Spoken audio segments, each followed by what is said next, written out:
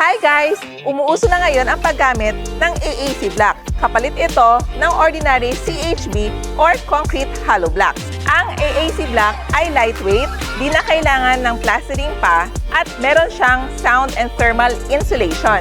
Ang Fortress Construction Chemicals ay nag-develop ng AAC adhesive para lang sa AAC block. Kumpara sa ibang adhesive, mas maganda ang Fortress AAC adhesive dahil meron itong improved flexural bond adhesion and easy workability. To test gaano katibay itong AAC adhesive ng Fortress, isa lang natin sa 15-second challenge. So una sa lahat, kailangan malinis ang lalagyan natin ng adhesive. Next, babasain natin ito ng sponge.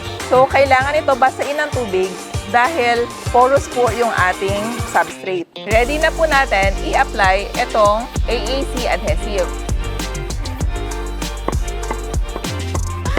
Okay, Raf, start timer please.